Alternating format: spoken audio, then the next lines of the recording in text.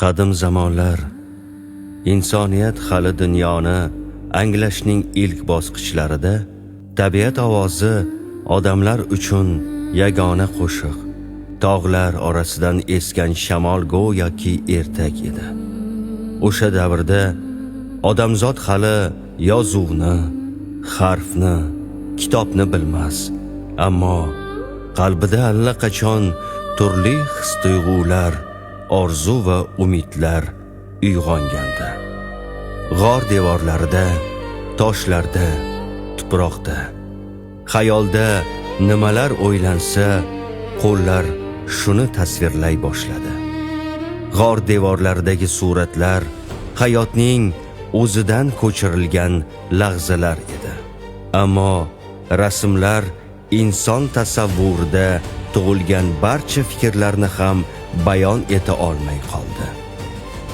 Shunda odamzod fikrini belgilarga, hikoyalarni so'zlarga aylantira boshladi. Mesopotamiya tekisliklarida ilk marotaba odamlar loy taxtachalarga belgilarni tushirishdi.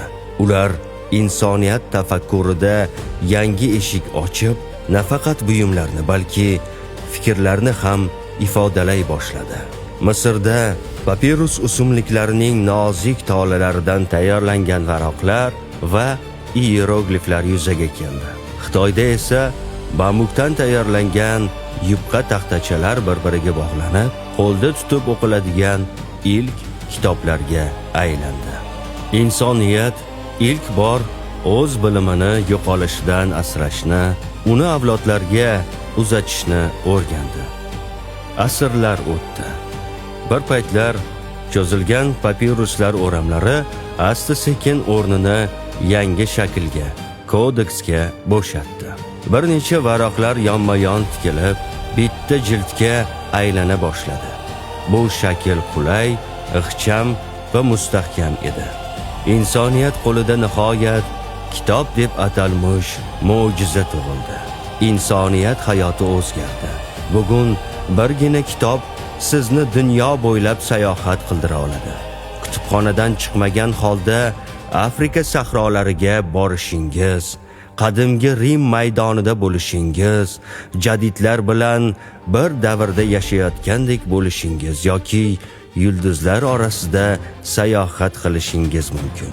Har safar istalgan kitobni ochganingizda siz so'zlarni emas, asrlar ortidan kelayotgan ovozni eshitasiz. Har zar varoqlar siz bilan suhbatlashayotganini his etasiz. Kitob insonning eng sodiq do'sti, eng dono murabbiysi, eng halol hamrohidir.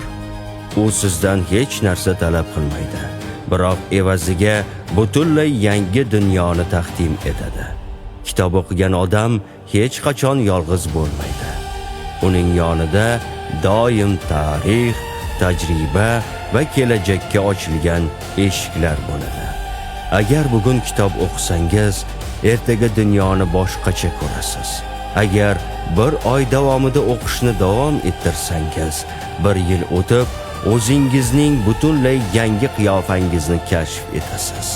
Chunki har bir kitob insoniyatning navbatdagi yurak urishi, yangi fikr, yangi imkoniyat.